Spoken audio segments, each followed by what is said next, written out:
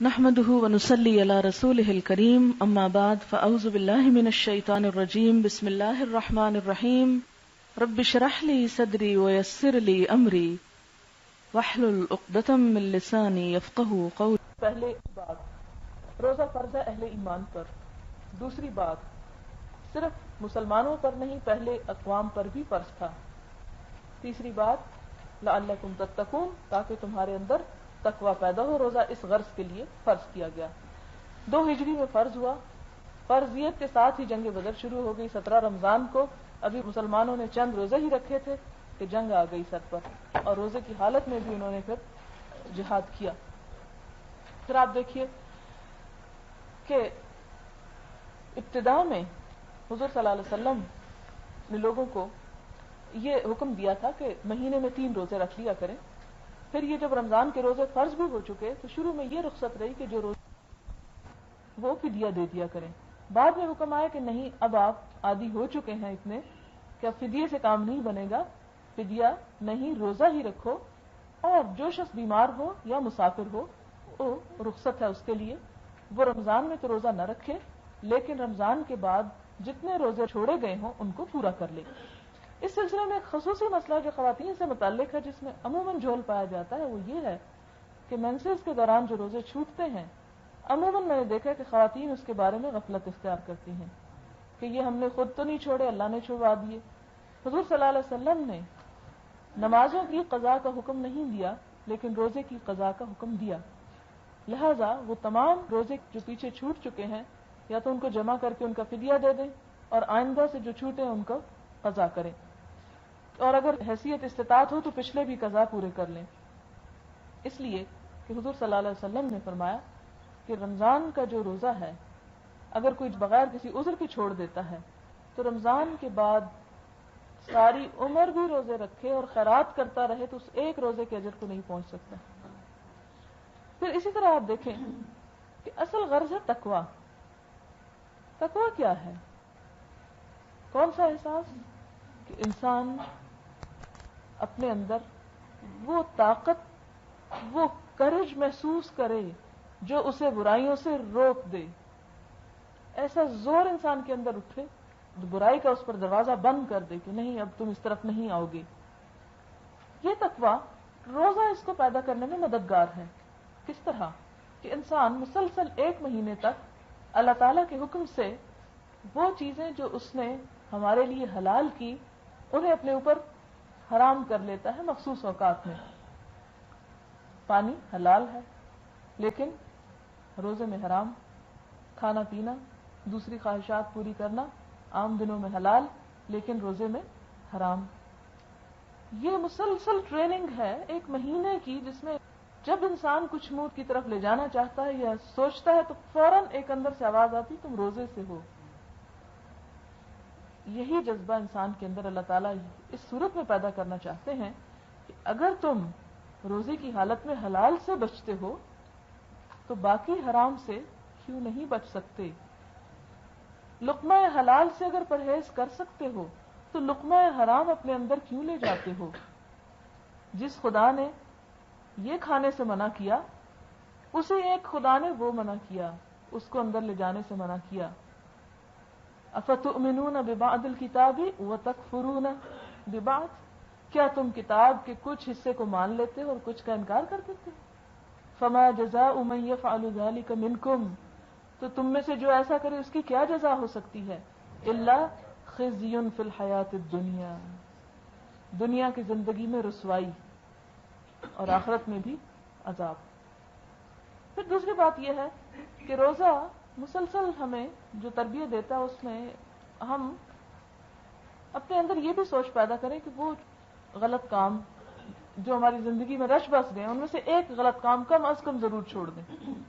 مثلا اگر کیئرلیسلی جھوٹ بولنے کی عادت ہے تو اسے تہیہ کر لیں کہ اس رمضان میں، جیسے روزے میں نہیں بولتی، کیونکہ حضور صلی اللہ علیہ وسلم نے فرمایا کہ جو روزہ رکھ کر جھوٹ بولنا اور اس پر عمل کرنا نہیں چھوڑتا، اللہ کو اس کے بھوکا پیاسا رہنے کی کوئی ضرورت نہیں۔ ایک اور جگہ پر فرمایا کہ کتنے ہی روزہ دار ایسے ہیں جنہیں اپنے روزے سے سوائے بھوک پیاس کے کچھ حاصل نہیں ہوتا۔ اسی طرح حضور صلی اللہ علیہ وسلم نے فرمایا کہ روزہ جو ڈھال ہے، گناہوں سے بچاتی انسان کو، جیسے تلوار کے وار سے بچنے کے لیے، تیر سے بچنے کے لیے آگے اپنے وہ کر لیتے تھے، تو اسی طرح روزہ بھی. اب دیکھیں کہ اگر جھوٹ آپ بولیں گے تو اس ڈھال میں سوراخ ہو جائیں گے. تو جب سوراخ ہو جائیں گے تو وہ آپ کو پروٹیکٹ نہیں کرے گا پوری طرح، آپ کے اندر تقویٰ پیدا نہیں کرے گا. اور دوسری بات یہ، آپ اس کی مثال یوں سمجھیں جیسے ایک برتن ہے، اس کے پیندے میں سوراخ ہے، اگر آپ اس میں کوئی بھی چیز ڈالیں گے سب نکل جائے گی. روزے کی حالت میں جھوٹ، فریب، چوری، مکاری، دھوکہ دہی، غیبت، چغلی، بہتان، یہ جتنی فضولیات ہیں یہ ساری کی ساری سوراخ کرتی ہیں اس میں. لہذا اینڈ آف دا ڈے اس برتن میں جب آپ کے اجر ڈالنے کا وقت آتا ہے تو وہ سارا نیچے سے بہ جاتا ہے. لہذا اس روزے کی حفاظت کی ضرورت ہے. یہاں تک کہ حضور صلی اللہ علیہ وسلم نے فرمایا کہ جب تم میں سے کوئی روزے سے ہو تو وہ گالی گلوچ نہ کرے، لڑائی جھگڑا نہ کرے، زور زور سے مت چیخے، اور اگر کوئی اس سے جھگڑنا شروع کرے تو کہے کہ انی امرؤ صائم، میں تو روزہ دار ہوں، میں یہ کام نہیں کر سکتا، میں جواب نہیں دے سکتا. لہذا ایک بات تو یہ کریں کہ اپنے اندر ایک عہد کریں کسی بھی ایک برائی کو دور کرنے کا، ایک تو لازمی ہونی چاہیے، اور پورا عہد اس طرح کا کہ آئندہ پوری زندگی انشاءاللہ وہ چیز دور ہو جائے گی. دیکھیں کہ ہماری عمر 20، 30، 40، 50 سال، اگر 10، 15 سال کی عمر میں بھی ہم نے روزے رکھنے شروع کیے ہوش و حواس کے ساتھ، تو اب ہو سکتا ہے کسی نے 15 رمضان گزارے ہوں، کسی نے 20 گزارے ہوں، کسی نے 25 گزارے ہوں. اگر ہمارا ایسا طریقہ کار ہوتا کہ ہر رمضان میں ایک برائی چھوڑ دیں، دوسرے میں دوسری چھوڑ دیں، تیسرے میں تیسری، شعوری کوشش کے ساتھ، تو انسان بہت حد تک اطاعت کی راہ پر آ سکتا ہے. لہذا ایک کام تو یہ کریں. دوسرا کام یہ ہے کہ اس مہینے میں تو زیادہ سے زیادہ عبادت کا اہتمام کریں. تیسری بات یہ کہ اس مہینے میں رمضان المبارک میں قرآن پاک نازل ہوا، لہذا قرآن پاک کو پڑھنے کا، اس کی تلاوت کا، اس کے فہم کا سامان پیدا کریں، تو اس کو سمجھیں. اس لیے کہ کتاب جو ہے وہ صرف پڑھنے کے لیے نہیں آئی بلکہ لیدبروا آیاتہ، اسے غور و فکر کرنے کے لیے آئی ہے. اگلی بات یہ کہ دعائیں خوب مانگیں اس مہینے میں، بلکہ اپنی ان برائیوں کو چھڑانے کے لیے کہ اللہ تم سے دور کر دے، خصوصی دعائیں آپ کیا کریں. اس میں آپ دیکھیں کہ افطار کے وقت کی دعا خصوصیت سے قبول ہوتی، بہت جلد قبول ہوتی ہے. افطاری سے 5 منٹ پہلے آپ سب کچھ کر کے فارغ ہو جائیں اور خصوصی دعا اس وقت کریں. فرض نماز کے بعد ہوتی ہے، قرآن پاک پڑھنے کے بعد ہوتی ہے، دینی مجلسوں کے اختتام پر ہوتی ہے، اور اسی طرح رمضان المبارک میں چونکہ یہ مواقع بار بار آتے ہیں اور روزے دار کی دعا قبول ہوتی ہے، لہذا دعائیں کثرت سے کریں. اور اس کے علاوہ افطار کا اہتمام دوسروں کی، اگر آپ خود نہ پکا سکتے ہوں تو ایسی جگہوں پر بھجوائیں، ایسے انداز سے کریں کہ اس اجر کو بھی آپ سمیٹ سکیں. مینسز کے دنوں میں اگر کچھ نہ کھائے پیے روزہ نہیں ہوگا، روزہ تو نہیں ہوگا، لیکن کوئی گناہ تو نہیں، کوئی گناہ نہیں، لیکن یہ ہے کہ جب اجازت ہے تو کیوں نہ کھائیں. یہ نہ آپ کریں کہ آج سے چھوڑ دیں، نہیں، اصل بات یہ تھی حضور صلی اللہ علیہ وسلم کے کچھ اعمال ان کے لیے خاص تھے. جیسے آپ پر تہجد کی نماز فرض تھی، ہم پر نہیں ہے. اچھا، وہ کیا ہوا؟ یعنی جماعت کے ساتھ 3 دن پڑھی ہے، ویسے تو تہجد پڑھا ہی کرتے تھے. 3 دن پڑھی. ایک دن آپ صلی اللہ علیہ وسلم نے اول رات میں پڑھی، جیسے ہم عشاء کی نماز کے فوراً بعد پڑھتے ہیں. دوسری رات میں آپ صلی اللہ علیہ وسلم نے درمیان رات میں پڑھی، اور پہلے دن سے زیادہ لوگ آئے. تیسرے دن حالانکہ آخری حصے میں پڑھی رات کے، لیکن اور زیادہ لوگ آ گئے، تو آپ صلی اللہ علیہ وسلم نے چوتھے دن دروازہ بند کر لیا اور باہر نہیں آئے، کہ ایسا نہ ہو کہ لوگوں کا اتنا شوق و ذوق دیکھ کر اللہ تعالیٰ اسے ہم پر فرض کر دیں، اور اگر فرض ہو جاتی پھر پکڑے جاتے. لہذا فرض تو نہیں ہے، لیکن قرآن پاک میں حضور صلی اللہ علیہ وسلم نے فرمایا کہ من قام رمضان ایمانا واحتسابا غفر له ما تقدم من ذنبه، کہ جو رمضان کی راتوں میں ایمان اور احتساب کے ساتھ قیام کرے گا اس کے پچھلے سارے گناہ معاف کر دیے جائیں گے. ایمان کا مطلب یہ ہے کہ اللہ کا حکم سمجھتے ہوئے، یقین رکھتے ہوئے کہ اللہ تعالیٰ اسے قبول کرے گا اور یہ اسی کی اطاعت ہے. اور احتساب کا مطلب اپنا حساب جائزہ لیتے ہوئے کہ میں کہیں ریاکاری کے لیے یا دکھاوے کے لیے یا دنیا کی کسی غرض کے لیے تو نہیں پڑھ رہا. عموماً ہماری عبادت میں ایک پہلو یہ بھی ہوتا ہے جس کو ہم جائزہ نہیں لیتے، کہ ہم عبادت کر رہے ہوتے ہیں مگر اس میں اصل رضا آخرت نہیں. جیسے قرآن پاک میں آتا ہے وَمِنْهُمْ مَنْ يُرِدْ ثَوَابَ الدُّنْيَا، ان میں سے کچھ لوگ ایسے ہیں جو نیک کام کرنے کے پیچھے دنیا کا اجر چاہتے ہیں. وَمِنْهُمْ مَن يُرِدْ ثَوَابَ الْآخِرَةِ، اور کچھ آخرت کے اجر سے کرتے ہیں. تو اللہ تعالیٰ فرماتے ہیں کہ ہم دونوں دیتے ہیں. تم آخرت کے لیے کرو، صرف دنیا کے لیے عبادت نہ کیا کرو. اس لیے کہ عبادت اللہ کا حق ہے، اس کو شکر کے طور پر کرو. اور تم جب شکر کرو گے وَلَئِن شَكَرْتُمْ لَأَزِيدَنَّكُمْ، میں تمہیں اور زیادہ ضرور دوں گا. لہذا عبادت دنیا کے حصول کے لیے نہیں، شکر گزاری کے لیے. اور جب شکر ادا کریں گے تو زیادتی خود بخود ہو جائے گی. دوسری بات یہ، احتساب کا مطلب یہ ہے کہ انسان اپنی نماز کا حساب کرتے ہوئے پڑھے کہ وہ اس میں اللہ کو یاد کر رہا ہے یا کوئی اور دنیا بھر کے دھندے چھیڑے ہوئے ہیں اس وقت میں. اور پھر یہ کہ خصوصی طور پر قرآن پاک سنا جائے اس میں، جیسے تراویح کا انتظام جو ہے. افسوس کی بات یہ کہ ہمارے ہاں خواتین کے لیے کوئی ایسی جگہ نہیں ہے جو کہ ہونی چاہیے. یہ بھی آپ لوگوں کا ایک حق ہے جو آپ کو ملنا چاہیے. خیر اس میں دیکھ کر پڑھ سکتے ہیں. حضرت عائشہ سے ایک روایت ملتی ہے کہ جس میں دیکھ کر پڑھنے کا بھی جواز ہے. لیکن میں پڑھتی ہوں تراویحیں 4 تراویحیں پڑھ کے میں بعد میں بیٹھ کے پڑھتی نہیں، وہ جو نماز کے اندر سننا ہے. دیکھیں کہ حضور صلی اللہ علیہ وسلم نے فرمایا کہ قرآن جو ہے وہ تمہاری شفاعت کرے گا قیامت کے دن کہ اے اللہ میں نے اسے کھڑے رکھا، میں نے اسے نیند سے روکے رکھا، لہذا میری طرف سے اس کے حق میں شفاعت قبول کیجیے. تو رمضان میں خصوصی طور پر قرآن پاک جو ہے نماز میں پڑھنے کا زیادہ حکم ہے. ایک طریقہ دیکھیں کہ ہر شخص کو اللہ تعالیٰ نے سینس دی ہے کہ اگر آپ سپارہ کھول کے سامنے پڑھیں گے تو پھر جب پڑھ کے رکھیں گے تو کوئی جگہ بھی تو رکھنے کی ہونی چاہیے. اور پھر جب آپ پڑھیں گے تو ہاتھوں کو اس طرح رکھیں گے کہ یہ ایک پورا ہاتھ جو ہے یہاں بندھا ہوا ہوگا اور دوسرا جو ہے کھلا ہوگا. اس کا مطلب تراویح پھر عشاء کے بعد آدھی رات کو بھی اٹھ کے پڑھ سکتے ہیں؟ جی ہاں پڑھ سکتے ہیں، لیکن اگر یہ ڈر ہو کہ پھر اٹھ کے پڑھ نہیں سکیں گے تو پہلے ہی پڑھ لینی چاہیے. صلاۃ التسبیح کے بارے میں حضور صلی اللہ علیہ وسلم کی وہ حدیث میں آپ کے سامنے رکھتی ہوں جو حدیث کی مختلف کتابوں ابو داؤد، ابن ماجہ، ابن خزیمہ اور طبرانی میں بہت سے صحابہ کرام سے روایت ہوئی ہے.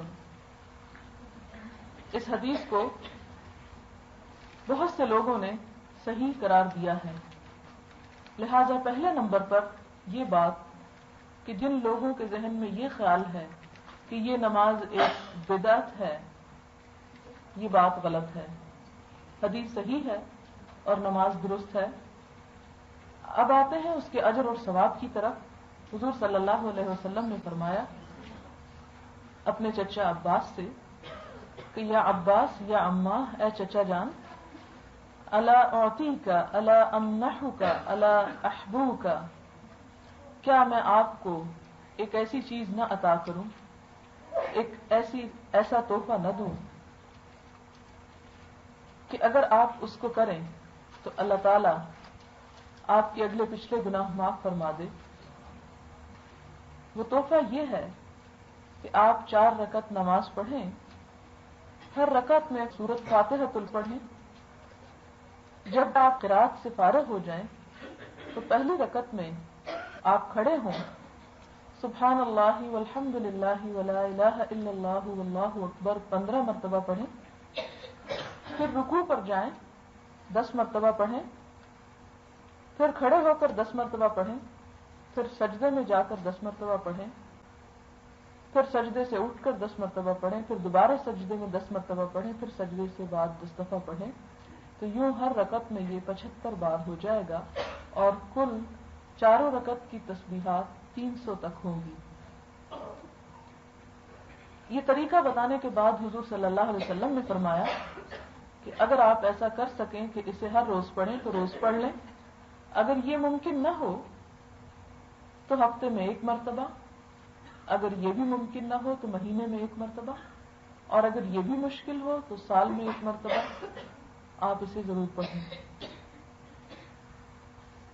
اب یہاں پر یہ سوال پیدا ہوتا ہے کہ اس نماز سے گناہوں کی بخشش کا وعدہ ہے.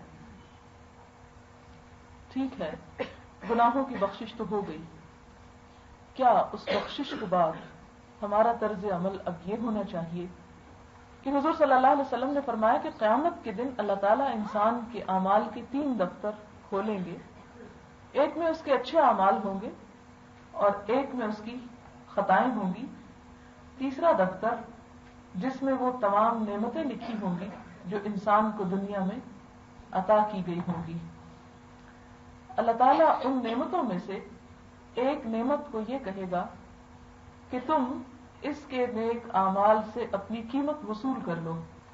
وہ نعمت تمام نیک اعمال کو اٹھا لے گی اور انسان کے پاس کوئی بھی نیکی باقی نہیں بچے گی.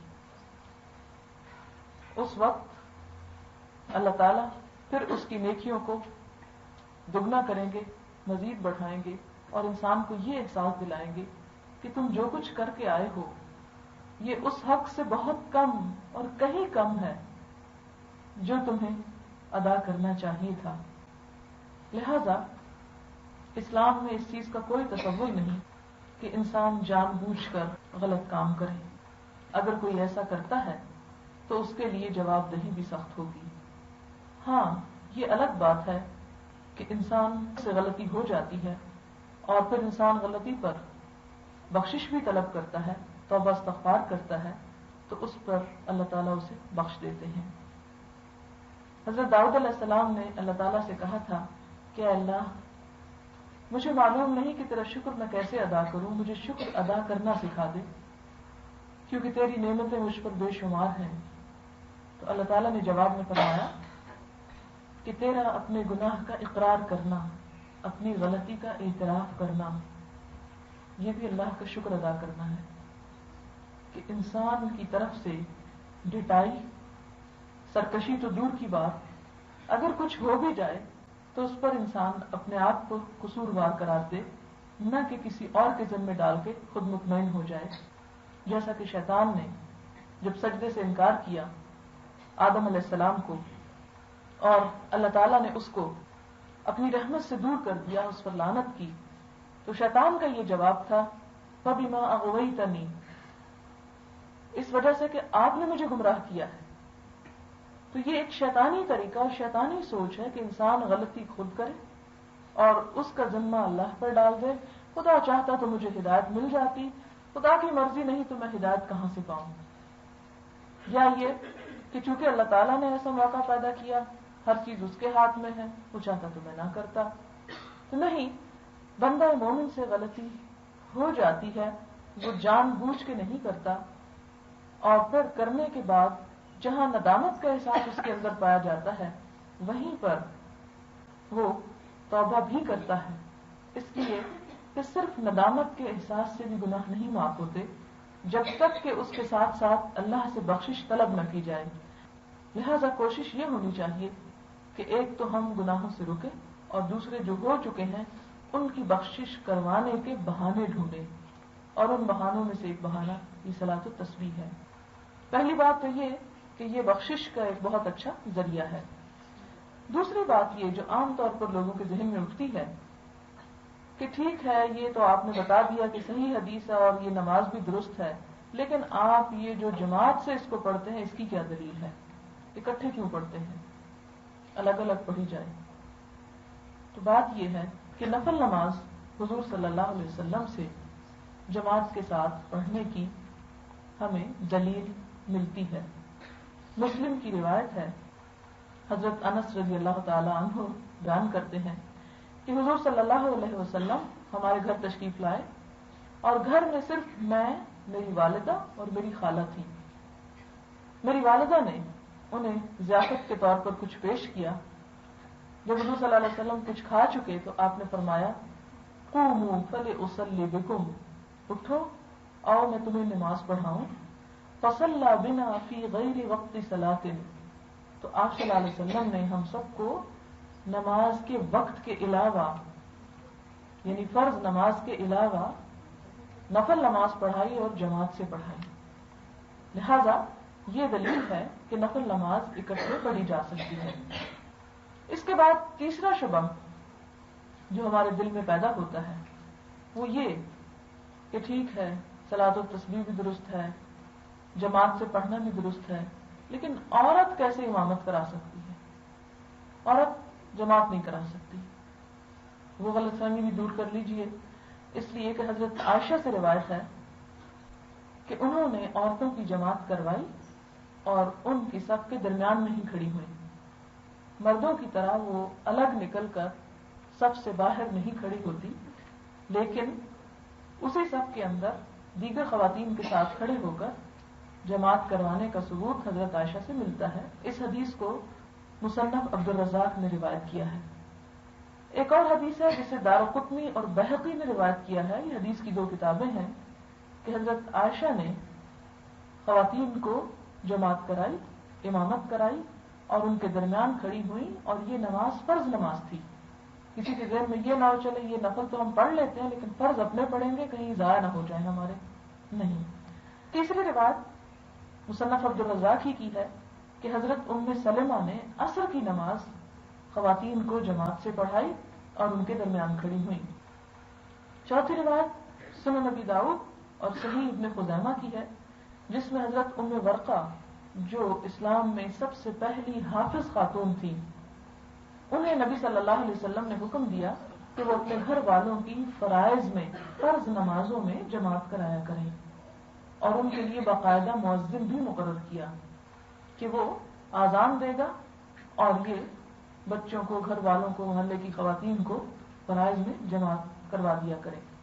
ام ورقہ جو تھی یہ انصاری خاتون تھی. حضور صلی اللہ علیہ وسلم ان سے ملنے کے لیے ان کے گھر تشریف لے جایا کرتے تھے اور انہیں ان کی زندگی میں شہیدہ کہہ کے پکارتے تھے. انہوں نے قرآن پاک اپنے پاس جمع کر رکھا تھا اور حضور صلی اللہ علیہ وسلم نے انہیں امامت کا حکم دیا تھا، لہذا عورت جماعت کے ساتھ نماز پڑھوا سکتی ہے. اب یہ ہے کہ جب جماعت کروا رہی ہو عورت تو اس کے بھی احکامات وہی ہوں گے جو مردوں کے ساتھ نماز جماعت سے پڑھنے کے ہوتے ہیں. اور وہ کیا ہے؟ حضرت انس کی روایت ہے بخاری شریف کی. حضور صلی اللہ علیہ وسلم نے فرمایا سووا صفوفکم فإن تسویۃ الصفوف من اقامۃ الصلاۃ. اپنی صفیں برابر رکھو، اس لیے کہ صفوں کی برابری نماز کے قیام کا حصہ ہے. اگر صف برابر نہیں ہوگی تو نماز ادا نہیں ہوگی. لہذا صف بالکل درست ہو، کندھے سے کندھا ملا ہوا ہو، نہ کوئی آگے ہو نہ پیچھے ہو. صفوں کی برابری کی زبردست تلقین کی گئی. ایک روز حضور صلی اللہ علیہ وسلم جماعت کے لیے کھڑے ہوئے اور تکبیر کہنے کو تھے کہ ایک شخص کو دیکھا کہ اس کا سینہ سب سے باہر نکلا ہوا ہے، آگے کو ذرا بڑھ کے کھڑا ہے. آپ صلی اللہ علیہ وسلم نے فرمایا برابر اور سیدھی کرو اپنی صفوں کو ورنہ اللہ تمہاری ذاتوں میں اختلاف ڈال دے گا. حضرت انس سے روایت ہے کہ حضور صلی اللہ علیہ وسلم نے فرمایا رسوا صفوفکم وقاربوا بینہا. صفیں بالکل درست سیدھی کرو اور ان کے درمیان قرب رکھو. یہ نہیں کہ ایک صف وہاں کھڑی ہے اور دوسری آدھے میں کھڑی اور تیسری وہاں کھڑی ہے. قاربوا بینہا، آپس میں انہیں قریب قریب رکھو. صرف اتنا فاصلہ اگلی صف کے درمیان ہونا چاہیے جس میں انسان آسانی سے سجدہ کر سکے. اسی طرح ایک اور مرتبہ حضور صلی اللہ علیہ وسلم نے 3 بار تاکید کر کے فرمایا کہ صف جو ہے وہ بالکل برابر کر لو. ایک اور مرتبہ حضور صلی اللہ علیہ وسلم نے فرمایا، ابو داؤد کی روایت ہے، آپ نے فرمایا شیطان کے لیے صفوں کے بیچ میں جگہ نہ چھوڑو، اور جو شخص صف ملائے گا اللہ بھی اسے اپنی رحمت سے ملائے گا، اور جو صف کاٹے گا اللہ بھی اسے کاٹے گا. پھر اسی طرح آپ صلی اللہ علیہ وسلم صف کے اندر آتے ادھر ادھر سے اور ہمارے سینوں اور مونڈوں کو برابر کرتے اور فرماتے آگے پیچھے مت ہو ورنہ تمہارے دل بھی مختلف ہو جائیں گے، تم نے تفرقہ بازی اور ایک دوسرے سے اختلاف پیدا ہو جائے گا. پھر اسی طرح آپ کو یاد ہو اقبال نے بھی کہا تھا کہ مسلمانوں میں خون باقی نہیں ہے، محبت کا جنوں باقی نہیں ہے، صفے کج دل پریشان سجدہ بے ذوق کہ جذب اندروں باقی نہیں ہے. اور یہ واقعی آج کے مسلمان کی صحیح تصویر اقبال نے کھینچی کہ جتنا بھی سمجھاؤ کہ سب درست کرو پرواہ ہی نہیں اس بات کی. وہ کہتے ہیں شاید کوئی بیکار میں بول رہا ہے.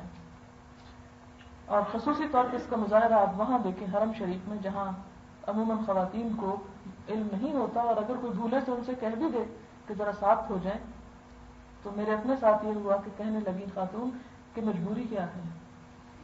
گویا خدا نہ خواستہ مجھے کوئی خوف تھا کہ اگر وہ جگہ بیچ میں خالی ہوئی تو کوئی نقصان ہو جائے گا، لیکن یہ جہالت کا عالم ہے کہ وہ بنیادی فرائض تک ان سے بھی ہم غافل ہیں، لیکن پھر فخر کرتے ہیں کہ ہم حج کر آئے ہیں اور ساری عمر کے لیے حاجی اور الحاج بن جاتے ہیں۔ اسی طرح صف میں امام جو کرائے گا وہ بالکل صف کے درمیان میں ہونا چاہیے۔ حضور صلی اللہ علیہ وسلم نے فرمایا توسط الامام وسد الخلل، امام کو درمیان میں رکھو، یعنی امام درمیان میں ہوگا اور دونوں طرف برابر کی صف پھیلے گی، یہ نہیں کہ وہ ایک کونے میں ہوگا یا دوسرے کونے میں، بالکل عین سینٹر میں۔ اسی طرح پیچھے اکیلے نماز پڑھنے سے بھی منع فرمایا۔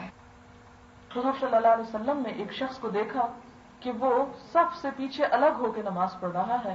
وہ نماز جب پڑھ چکا تو آپ نے فرمایا کہ نماز لوٹاؤ، اس لیے کہ یہ نماز ہوئی ہی نہیں۔ یا تو یہ کہ اپنی الگ نیت کرو، اور اگر امام کے پیچھے ہے نیت تو اس صورت میں صف کے اندر ہو جاؤ۔ پھر اسی طرح صف بندی کے وقت حضور صلی اللہ علیہ وسلم نے فرمایا، یعنی اس کا مفہوم یہ ہے کہ امام کے قریب وہ لوگ کھڑے ہوں جو علم میں، مرتبے میں، رتبے میں بڑے ہیں، اور اس کے بعد وہ جو اس سے کم ہوں، اور آخری صف جو ہے وہ بچوں کی ہوگی۔ اسی طرح ایک اور اہم بات نماز جماعت کے ساتھ پڑھنے میں یہ ہے، بخاری اور مسلم کی روایت ہے، آپ نے فرمایا لا تبادر الامام، امام سے سبقت نہ کرو، اس سے آگے مت بڑھو، اذا کبر فکبروا، جب وہ اللہ اکبر کہہ چکے تو اللہ اکبر کہو، واذا قال ولا الضالین، جب ولا الضالین بول چکے فقولوا آمین، تو بعد میں آمین کہو، یہ نہیں کہ وہ ولا الضالین کہہ رہا اور ساتھ آپ آمین کا شور مچا رہے ہیں۔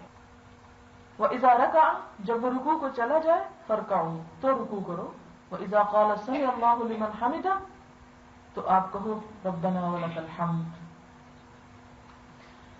حضور صلی اللہ علیہ وسلم پیشانی زمین پر رکھ چکتے تو پھر صحابہ کرام قوموں سے جھکتے تھے، یعنی اس وقت تک یوں بھی نہیں کرتے تھے جب تک آپ کی پیشانی زمین پہ نہ چلی جاتی۔ ایک اور جگہ پر حضور صلی اللہ علیہ وسلم نے فرمایا کہ مجھ سے آگے مت بڑھو رکوع میں، سجود میں، قیام میں اور سلام پھیرنے میں، یہ سب چیزیں تم بعد میں فالو کرو گے۔ بخاری اور مسلم کی روایت ہے، حضور صلی اللہ علیہ وسلم نے فرمایا وہ شخص جو امام سے پہلے اپنا سر اٹھا لیتا ہے، کیا اس بات سے نہیں ڈرتا کہ اللہ اس کے چہرے کو گدھے کے چہرے سے بدل ڈالے؟ ایک اور جگہ پر آپ نے فرمایا، بخاری ہی کی روایت ہے، جو شخص امام سے قبل سر اٹھاتا ہے یا سجدے میں پہلے چلا جاتا ہے، اسے جان لینا چاہیے کہ اس کی پیشانی شیطان کے ہاتھ میں ہے۔ اگر امام کچھ بھول جائے، چونکہ وہ انسان ہے، معصوم مگر خطا نہیں ہے، تو مقتدیوں کو سبحان اللہ کہہ کر اسے یاد کرانا چاہیے۔ تو یہ چند چیزیں تھیں نماز باجماعت کے بارے میں جو ضروری طور پر معلوم ہونی چاہیے۔ اب آپ سوال کیجیے۔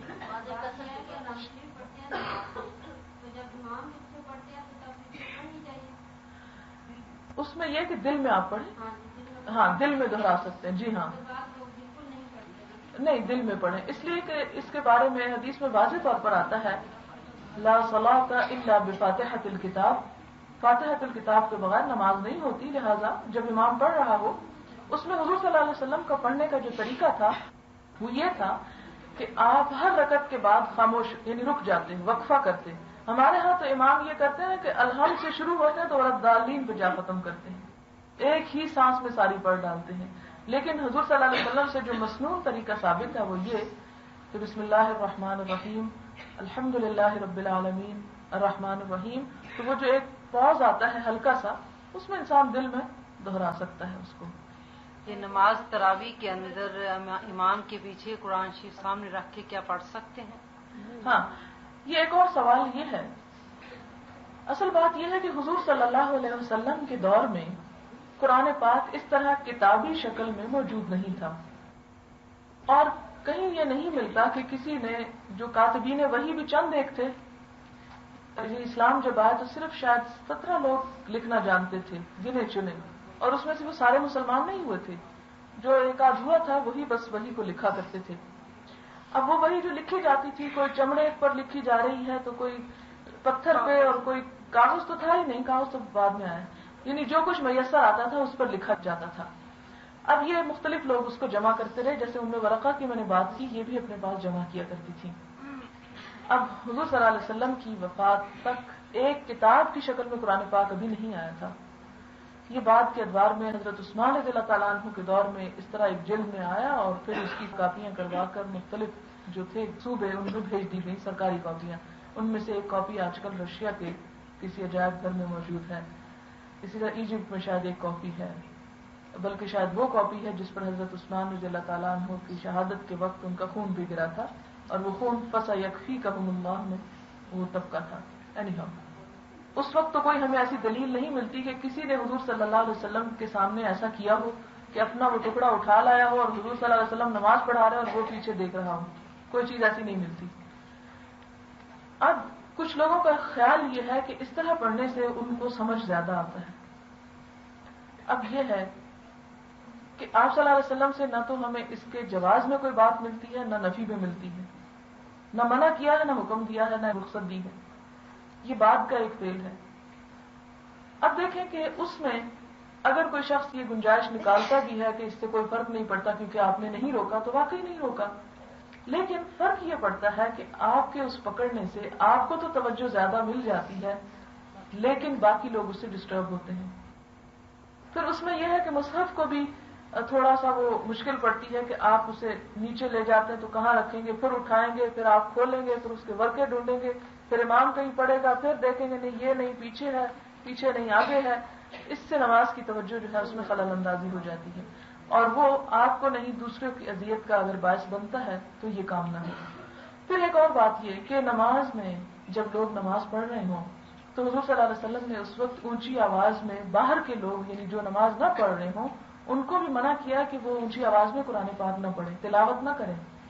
ایک دفعہ آپ صلی اللہ علیہ وسلم مسجد میں تشریف لائے اور کچھ لوگ وہاں پر تلاوت کر رہے تھے اور کچھ لوگ نماز پڑھ رہے تھے. آپ نے فرمایا سنو لوگوں، جب کوئی شخص نماز پڑھ رہا ہوتا ہے تو وہ اپنے رب سے سرگوشیاں کر رہا ہوتا ہے، لہٰذا کوئی دوسرا شخص اسے اذیت نہ دے، یعنی اس کی آواز اونچی کر کے اپنی تو اس کی نماز میں خلل نہ ڈالے.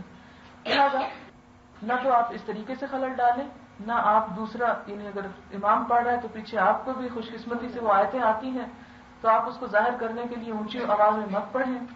اور دوسری بات یہ کہ جب نماز شروع ہو جائے تو باتیں نہیں ہونی چاہیے. ہمارے یہاں لوگ کہتے ہیں اتنی کچی نماز ہے کہ اتنی سی بات سے وہ ساری توجہ چھوٹ جائے گی اس کی. ہاں واقعی کچی ہے، اس لیے کہ انسان کو سب سے زیادہ نماز میں جو مشکل کام ہے یہ وضو بھی کر لیتا ہے، وہ آیات وغیرہ بھی پڑھ لیتا ہے، کھڑا بھی ہو جاتا ہے، لیکن توجہ قائم کرنا سب سے مشکل کام ہے، اور جتنا مشکل ہے اتنا ہی اہم بھی ہے. لہذا کوئی شخص کسی دوسرے کی توجہ کو کم کرنے کا تو باعث نہ بنے، اگر بڑھا نہیں سکتا تو اس کو کم بھی نہ کرے. لہذا آج بھی میں نے دیکھا کہ جب ہم نماز ابھی شروع کر چکے تھے تو سامنے سے وہ باتوں کی وجہ سے جو مجھے تکلیف پہنچی اس سے میری پوری یعنی جسے کہتے ہیں نا کہ ایک لطف نماز کا وہ چھن گیا، اور جس سے آپ سب متاثر ہوئے. یعنی آپ کو تو شاید احساس یعنی ٹھیک ہے آپ لیٹ آئے کوئی بات نہیں، وجہ ہو گئی کوئی. پھر جب آپ نے دیکھا کہ اس میں جگہ نہیں ہے تو صبر کر کے ایک طرف خاموشی سے تسبیحات سنتے رہیں. اس میں اب آپ اتنی کیوں یعنی حضور صلی اللہ علیہ وسلم نے مسجد میں بھاگنے سے منع کیا کہ چاہے جماعت کھڑی ہوگی مت بھاگو، اس لیے کہ وہ مسجد کے احترام کے خلاف ہے. آپ نیت لے کر آئے تھے، آپ کو اس نیت کا اجر مل گیا. لیکن یہ ہے کہ اب آپ آئے ہیں، اب آپ ایک سے کچھ کہہ رہے ہیں، دوسرے سے کچھ کہہ رہے ہیں، کسی کو کوئی مشورہ دے رہے ہیں، کوئی اور تبصرے کر رہے ہیں، تو اس سے کیا ہوگا؟ سب کی نماز کو تکلیف ہوگی، یعنی سب متاثر ہوں گے. لہٰذا مسجد میں جائیں یا کہیں بھی کوئی نماز پڑھ رہا ہو، کسی گھر میں پڑھ رہا ہو، تو کوشش یہ کریں کہ آپ کی کسی حرکت سے اس کے اس فعل میں کمی بیشی نہ ہو، ورنہ اس کے ذمہ دار پھر آپ ہوں گے. جی آپ سوال کریں. جی جی جی ہاں وہ میرے علم کے مطابق یہ ہے کہ وہ جب نکل آتا ہے نا وہ دیا ہوتا ہے، یعنی اس سے 10 منٹ پہلے جو ہے وہ رکھنا چاہیے، کیونکہ 8 منٹ اس کو نکلنے میں لگتے ہیں. تو جو سورج اندر باہر ہوتا ہے وہ بتائیے کہ 45 ٹائم کیا ہوا ہے 35 تک پڑھ لینا چاہیے. ہاں احتیاط کا تقاضا یہ ہے، لیکن یہ ایک بات بھی تصدیق کرنے کے قابل ہے کہ وہ کیا ٹائم دیا ہوتا ہے. یعنی یہ پوچھ لینا چاہیے کہ وہ نکل چکا ہوتا ہے پھر کا وہ ٹائم لکھا ہوا ہے، یا یہ کہ جب جو ہی پہلی کرن باہر آتی ہے اس کا ٹائم ہے. تو یہ آپ مزید معلوم کر لیں. جی آپ کچھ مغرب کی نماز کا. ہاں مغرب کی نماز آذان ہوتے ہی پڑھ لینی چاہیے، لیکن اگر کوئی ایسی خاص مجبوری یا وجہ ہو جائے، جیسے آپ سفر میں ہیں یا باہر ہیں گھر سے، تو آدھا گھنٹہ تک لیٹ ہو سکتی ہے، آدھے گھنٹے کے اندر پڑھ لیں۔ تراویح کی نیت جو ہے سنت کرتے ہیں، تراویح نفل نماز ہے، وتر قضا کیے جا سکتے ہیں، یعنی پڑھے جا سکتے ہیں۔ اللہ کے رحمان کے بندے وہ ہوتے ہیں، ان کی مختلف صفات بیان کر کے آخر میں آتا ہے والذین یبیتون لربہم سجدا وقیاما، رحمان کے بندے وہ ہوتے ہیں جو اپنے رب کے حضور سجدے اور قیام میں راتیں بسر کرتے ہیں۔ عام دنوں میں تو ہم سے یہ کام ہوتا نہیں کہ ہم عشاء کی نماز کو بھی مختصر کر دیتے ہیں، اور اس صورت میں کہ ہم قضا کریں اس سے بہتر ہے کہ مختصر ہی پڑھ لیں، لیکن جو ایک خاص صفت ہے اللہ کے پیارے بندوں کی کہ ان کی راتیں سجدے قیام میں گزرتی ہیں، اس کے لیے رمضان ایک خاص موقع ہے اور اس کا بے پناہ اجر بھی ہے۔ وہ کس طرح کی نفل نماز ہے، اور رمضان المبارک میں نفل نماز فرض کے برابر اجر پاتی ہے، لہذا فرض کے برابر جب آ جاتی ہے تو پچھلی کسی نماز میں کوئی کمی کوتاہی ہو اس کا بھی ایک طرح کا کفارہ ہوگی۔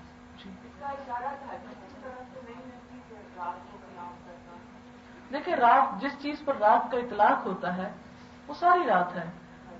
تہجد دیکھیں کہ تراویح اور تہجد الگ چیز نہیں ہے، وہ اس طرح کہ حضور صلی اللہ علیہ وسلم نے 3 مرتبہ صرف تراویح پڑھائی، ایک مرتبہ اول رات میں، دوسرے دن آپ صلی اللہ علیہ وسلم نے ذرا اور تاخیر سے پڑھائی جو سمجھے کہ نصف رات تھی، اور تیسرے دن پچھلے پہر پڑھائی رات کی۔ اور جب آپ نے دیکھا کہ لوگوں کی کثیر تعداد اس میں شامل ہو رہی ہے تو آپ نے اگلے دن دروازہ بند کر لیا اور گھر سے باہر نہیں آیا، اس ڈر سے کہ کہیں امت پر فرض نہ کر دی جائے۔ لیکن وہی جو نوافل پڑھے گئے دوبارہ پھر تہجد کے وقت لوگوں نے نہیں پڑھے، لہذا وہ قیام اللیل ہی ہے، چاہے کوئی ابتدائی رات میں کر لے چاہے آخری رات میں۔ ابتدائی رات میں ہم لوگ اس لیے کرتے ہیں، عموماً جو رواج پا گیا ہے وہ یہ کہ سارے دن کے روزے کے بعد پھر انسان اگر سو جائے تو صبح شاید اتنی یکسوئی سے موقع نہ ملے سحری کے وقت اٹھ کر پڑھنے کا، لہذا ایسا نہ ہو کہ وہ اجر بالکل ہی چلا جائے، حالانکہ سو کر اٹھ کر جو پڑھی جاتی ہے اس کا اجر کہیں زیادہ ہے، لیکن اس بات سے بچنے کے لیے کہ بالکل ختم نہ ہو جائے اسے پڑھ لینا چاہیے۔ اصل جو سنت سے اعتکاف ثابت ہے وہ پورے آخری عشرے کا ہے، اور حضور صلی اللہ علیہ وسلم نے ہمیشہ 10 دن کا کیا، صرف آخری سال میں 20 دن کا کیا۔ اس کی وجہ یہ تھی کہ ایک سال کسی وجہ سے وہ پورا نہیں ہو سکا تھا تو اس کی قضا دی اور 20 دن کا کیا، ورنہ یہ کہ مسنون اعتکاف جو ہے وہ کیا ہے، وَأَنْتُمْ عَاكِفُونَ فِي الْمَسَاجِدِ، مسجدوں میں تم اعتکاف کرو۔ تو اب عورت جو ہے ہمارے ہاں تو نماز پڑھنے کی مسجدوں میں جگہ نہیں تو اعتکاف کہاں جا کر کرے گی؟ ازواج مطہرات نے حضور صلی اللہ علیہ وسلم کے ساتھ مسجد میں اعتکاف کیا، یہ بات یعنی حدیث سے ثابت ہے۔ اب اگر مسجد میں نہیں تو عموماً یہ ہے کہ عورتیں اس معاملے میں تھوڑی زبردستی برتتی ہیں، گھر میں بچے رو رہے ہیں تو روتے رہیں، کوئی کھانا پکانے والا نہیں تو نہ ہو، کوئی باہر سے لانے والا نہیں تو نہ ہو، اور انتہائی مشقت آمیز حالات میں وہ اندر بیٹھ جاتی ہیں، اور نہ وہ اندر ہوتی ہیں نہ وہ باہر ہوتی ہیں، اس میں کبھی کھانا نکل کے پکا رہی ہیں، کبھی دروازہ کھول رہی ہیں، کبھی کچھ اور کر رہی ہیں، تو پھر یہ اعتکاف نہیں، اللہ نے کسی کو ایسی مشقت میں نہیں ڈالا، اسے آپ اعتکاف کا نام نہ دیں، ویسے آپ کہیں کہ میں عبادت کر رہی ہوں، سارا دن کرتے رہیں، اور جب کوئی کام بیچ میں دنیا کا ایسا مجبوری کا آ جائے تو پھر اسے نکل کے کر لیں۔ اب یہ ہے کہ اس میں کچھ لوگ کہتے ہیں اچھا کوئی کھانا نہیں بنانے والا، کل ہی مجھ سے کوئی مسئلہ پوچھ رہا تھا کہ میری بیٹیاں ویسے جوان ہیں مگر وہ اٹھتی نہیں صبح، تو اس لیے مجھے پکانا پڑے گا تو میں اعتکاف بیٹھ جاؤں۔ میں نے کہا نہیں، ایک کام کرنا ہوگا، یا تو بیٹیوں کو تیار کریں تو یا یہ ہے کہ پھر آپ اعتکاف ہی نہ کریں، سب کی خدمت کریں۔ دین کو ہم نے اپنی مرضی کے مطابق موڑنے کا ایک ایسا سلسلہ جاری کر رکھا ہے کہ ہر وہ کام بھی کرنا چاہتے ہیں دنیا میں جس کا فائدہ ہو، اور وہ بھی کرنا چاہتے ہیں کہ نام ہمارا لگ جائے، اور اس میں اتنی مجھے سمجھ نہیں آتی کہ اتنا اصرار کی ضرورت کیا ہے کہ ضرور ہمیں اعتکاف بیٹھنا ہے تاکہ لیبل لگ جائے کہ ہم اعتکاف بیٹھیں، سب لوگ مبارک دینے آ جائیں۔ کہ یہ میری باتیں شاید بہت کڑوی کسیلی ہوں، لیکن ہمارے ہاں ایک یعنی کوئی چھوٹا سا نیکی کا کام کر لیتا ہے اس کو اتنا بڑھا چڑھا کے پیش کیا جاتا ہے، کوئی عمرہ ہی کر لے، کوئی حج ہی کر لے، کوئی روزے رکھ لے، کچھ کسی کا صدقہ یعنی نفلی عبادت یعنی روزہ ہی کیوں نہ کوئی رکھ رہا ہو، تو اس میں آپ دیکھیں کہ کیا کرتے ہیں کہ وہاں تو جو کر کے آئے سو آئے، یعنی آپ لوگ بھی عمرہ کرنے حج کرنے جاتے ہیں، وہاں جو لوگ جو کچھ کر رہے ہوتے ہیں سارا دن بازاروں سے فرصت نہیں ہوتی ان کو، اور جب واپس آتے ہیں تو پھر مہمانداری سے فرصت نہیں ہوتی، اور پھر ایک لمبے چوڑے مبارکبادوں کے جو سلسلے چلتے ہیں اس میں عبادت کی اصل روح جو ہے وہ فنا ہو کے رہ جاتی ہے، اور انسان کے دماغ جو ہے وہ بھر جاتا ہے کہ اس نے شاید ایسا کام کر لیا ہے کہ جس کے بعد اب کوئی گناہ اس کے نامہ اعمال میں شامل ہی نہیں ہو سکتا۔ تو اگر تو نیت یہ ہو اعتکاف کرنے کی کہ نام لیبل لگ جائے کہ میں نے اعتکاف کیا ہے، اور اس میں چاہے ہمارے حالات اجازت دیتے ہوں یا نہ دیتے ہوں، تو ایسی مشقت اللہ تعالیٰ نے ہم پر نہیں ڈالی۔ کوئی کہہ رہا لیکن تھا کہ اعتکاف جو ہے اس کا مطلب ہے رک جانا، تو مثلاً آپ مسجد جا رہی ہیں تو آپ سوچ رہے ہیں کہ میں کوئی دین کے علاوہ کوئی بات نہیں کرنی، یا عصر کی نماز کے بعد مغرب کے بیچ میں کوئی کام نہیں ہوتا، تو وہ بھی اعتکاف ہو جاتا ہے؟ جی، اعتکاف تو وہی مسنون اعتکاف ہے، آخری 10 دن میں، آخری عشرے میں اس کا طریقہ کار ہے، اس کے کچھ حدود ہیں، کچھ شرائط ہیں، کچھ باتیں ہیں، وہ تو ہے اعتکاف۔ اس کے علاوہ آپ جو چاہیں کریں، آپ کسی بھی وقت بیٹھ جائیں، کسی وقت آپ سب دنیا چھوڑ کے ایک طرف جا کے بیٹھ جائیں، ایک دن کے لیے مسجد میں بیٹھ جائیں، صبح بیٹھ جائیں، شام بیٹھ جائیں، کبھی بیٹھ جائیں، کریں، اللہ کو راضی کرنے کے لیے جو طریقہ آپ کے پاس ہے اسے کریں۔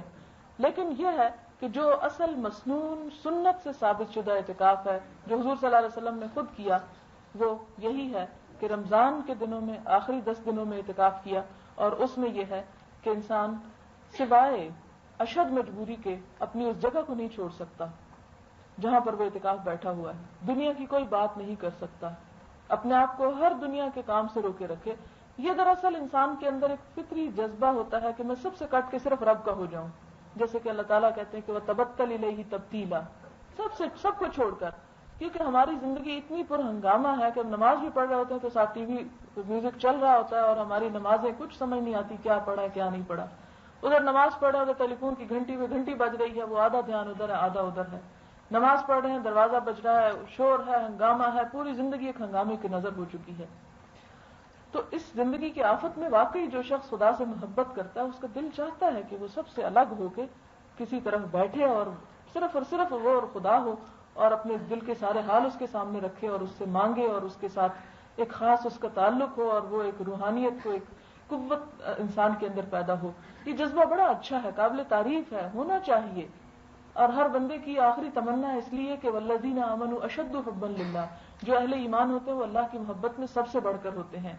لیکن اس چیز کو مذاق نہیں بنا لینا چاہیے کہ ہم اس میں اپنی دنیا کے کام بھی چلاتے رہیں اور وہ بھی کرتے رہیں، اور پھر آخر میں یہ کہیں کہ جی ہم تو اعتکاف بیٹھے ہیں۔ پھر اور ایک بات ہے، جو بہنیں اپنی ایسی بنیادی ذمہ داریوں سے فارغ ہیں اور وہ بیٹھنا چاہتی ہیں، تو ان کے لیے پھر یہ ہے کہ وہ بیٹھیں، اور اس میں بعض لوگ دوسری انتہا کو نکل جاتے ہیں کہ ان سے اگر کوئی ضروری چیز بھی کوئی پوچھ بیٹھے کہ فلاں چیز کہاں رکھی ہے یا فلاں آیا ہے اس کو کیا جواب دینا ہے، تو اس کو بھی وہ لکھ کے کر رہے ہوتے ہیں، یعنی چپ کا بھی روزہ رکھ لیتے ہیں ساتھ، حالانکہ یہ انتہا پسندی بھی اس میں نہیں ہے۔ حضور صلی اللہ علیہ وسلم کو ہم دیکھتے ہیں کہ اعتکاف کی حالت میں حضرت عائشہ وغیرہ آتی ہیں اور آپ کے سر پہ کنگھی وغیرہ بھی کرتی تھی، اور اس کے علاوہ یہ کہ حضرت زینب تھیں، حضرت صفیہ تھیں، کون کے بائیں آپ کے پاس رات کو شاید کھانا لے کر یہ کسی بھی سلسلے میں، تو جب وہ واپس جانے لگی تو آپ صلی اللہ علیہ وسلم نکل کر اعتکاف کی جگہ سے ان کو واپس بھی چھوڑنے کے لیے آئے۔ لیکن یہ ہے کہ جنازے کے لیے جانا، کسی کی میت پر جانا، کسی اور اس جگہ کو چھوڑ کر کہیں زیادہ دیر کے لیے باہر چلے جانا، جیسے کسی درس وغیرہ پر کہ یہ تو نیکی کا ہی کام ہے، کیا فرق پڑتا ہے؟ نہیں، چاہے نیکی کا کام ہے وہ جہاں آپ ہیں، یہ تو انسان یہ کہے جیسے نماز پڑھ رہا ہے تو ساتھ ایک درس کی ٹیپ بھی آن کر لے اور کہے میں نماز بھی پڑھ رہا ہوں، یہ کوئی برائی ہے، میں نیکی کا درس سن رہا ہوں اس میں، تو یہ بات نہیں ہے۔ نماز کی اپنی ایک حدود و قیود ہے، اس کا ایک ڈسپلن ہے، اس کا ایک طریقہ کار ہے، اس میں آپ اپنی مرضی سے چیزیں جو ہیں وہ ایڈ نہیں کر سکتے۔ تو اسی طرح اعتکاف میں اب یہ ہے کہ جن لوگوں کو نہیں موقع ملا وہ یہ کہے کہ میں 3 دن کے لیے عبادت کر رہی ہوں، اور اس میں آخری 3 دنوں میں اگر آپ سب سے الگ کٹ کے بیٹھنا چاہتے ہیں اور اگر آپ کے حالات اجازت دیتے ہیں تو پھر، ورنہ مجبوری نہیں۔ اگر ایک آخری دن میں بھی آپ سب کو چھوڑ کر یہ کہ سارا مہینہ آپ ادھر ادھر مصروف رہے اور آپ سے یکسوئی سے عبادت نہیں ہو سکی، تو چلیں ایک آخری دن جاتے جاتے رمضان کو پکڑنے کی کوشش میں اگر انسان الگ ہو کے بیٹھ کے دعا کرتا ہے، یہ قرآن پاک پڑھتا ہے، تو وہ بھی ایک نیکی کا کام ہے، لیکن اسے اس مسنون اعتکاف کا نام نہیں دیا جا سکتا۔ اس میں پڑھنا یہ ہے کہ ایک تو نمازوں کی پابندی ہو، تراویح کی ہو، قرآن پاک ناظرہ ہو، ترجمے سے پڑھیں، اور اس کے علاوہ دینی جو کتابیں ہیں ان کا بھی مطالعہ کیا جا سکتا ہے، سویا بھی جا سکتا ہے، اور اس کے لیے بیڈ بھی استعمال کیا جا سکتا ہے. بعض لوگ اسپیشلی وہ زمین پر بستر لگاتے ہیں، حالانکہ ایسی کوئی قید نہیں ہے. حضور صلی اللہ علیہ وسلم سے ثابت ہے کہ ان کے لیے وہ جگہ بنائی گئی خاص، یعنی اعتکاف کی حالت کے لیے. پھر اسی طرح جو بہنیں اعتکاف نہیں بیٹھ سکی ان کے لیے جو اہم ترین چیز ہے وہ لیلۃ القدر کا پانا ہے. اور لیلۃ القدر جو ہے حضور صلی اللہ علیہ وسلم نے قرآن پاک نے اس کے بارے میں فرمایا کہ انا انزلناہ فی لیلۃ القدر، اس قرآن کو ہم نے لیلۃ القدر میں نازل کیا. اور جیسے کہ سورۃ الدخان میں ہے کہ انا انزلناہ فی لیلۃ مبارکہ، کہ ہم نے اس کو برکت والی رات میں اتارا.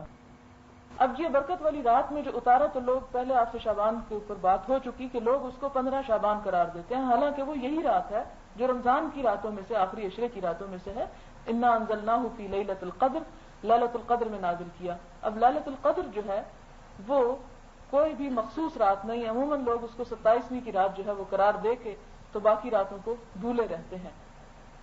اس میں حضور صلی اللہ علیہ وسلم نے فرمایا جنرلی 2-3 چیزیں ملتی ہیں جنرلی کہ رمضان کی آخری راتوں میں تلاش کرو. ایک یہ روایت ملتی ہے، پھر یہ ہے کہ طاق رات میں تلاش کرو. حضرت عائشہ نے پوچھا کہ اللہ کے رسول صلی اللہ علیہ وسلم اگر ہم اسے پائیں تو اس پہ کیا پڑھیں؟ تو آپ نے فرمایا اللہم انک عفو تحب العفو فاعف عنا، کہ اللہ تو معاف کرنے والا ہے، معاف کرنے کو پسند کرتا ہے تو ہم سے درگزر فرما. اصل بات یہ ہے کہ وہ سوال ان کا یہ تھا کہ اگر ہم اس رات جاگیں تو کیا پڑھیں، یعنی اس کو پائیں سے مراد یہ ہے کہ اگر ہم اس میں ہمیں اللہ تعالیٰ توفیق دے کہ ہم اس میں عبادت کریں تو سب سے زیادہ کیا دعا پڑھیں. تو اس کو ہم نے یہ بنا لیا کہ کوئی خاص ایسی علامت ہوگی یا تو یہ کہ بارش ہوگی یا روشنی ہوتی ہے یا کچھ اس طرح کی چیزیں.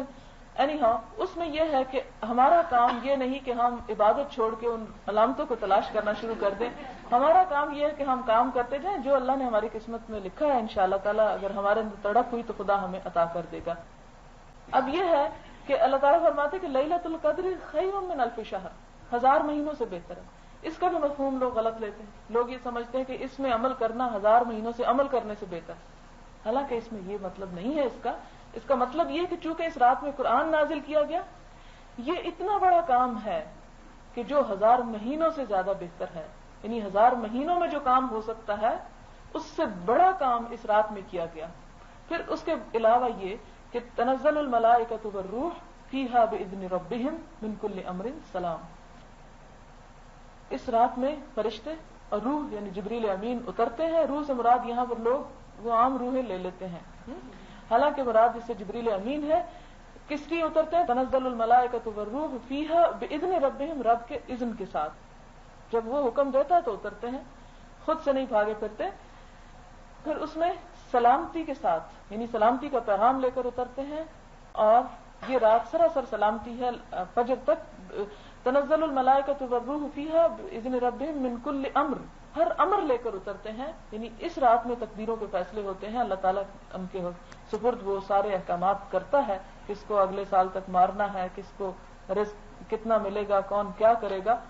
تو وہ ایک طرح کا انسانوں کے بارے میں جو فیصلہ ہوتا ہے رب العالمین کا، وہ فرشتوں کو ہینڈ اوور کر دیا جاتا ہے عمل کے لیے کہ اس کو تم آگے آپس میں ڈسٹریبیوٹ کر کے اسے جو جس کے ذمہ ہے وہ کام کرے. پھر یہ کہ یہ رات سراسر سلامتی ہے صبح تک. کوشش تو یہ ہونی چاہیے کہ ساری رات جاگ سکیں، لیکن یہ کہ اگر ہم ساری رات نہ بھی جاگ سکیں تو کم از کم رات کا کچھ حصہ جو ہے وہ خصوصیت کے ساتھ جاگنا چاہیے. اس کے بارے میں حضور صلی اللہ علیہ وسلم نے فرمایا من قام لیلۃ القدر ایمانا واحتسابا غفر له ما تقدم من ذنبه، کہ جو شخص لیلۃ القدر کو ایمان اور احتساب کے ساتھ قیام کرے گا اس کے سب گناہ معاف کر دیے جائیں گے. اب یہ کہ وہ قیام سے مراد کیا ہے؟ قیام سے مراد نماز نفل ہے اور تراویح جس کو ہم کہتے ہیں. اور اس میں زیادہ افضل کیا کرنا ہے؟ زیادہ ہے وہ ہم زور دیتے ہیں عدد پر کہ لازمی طور پر 20 ہو جائیں یا 30 ہو جائیں جو بھی.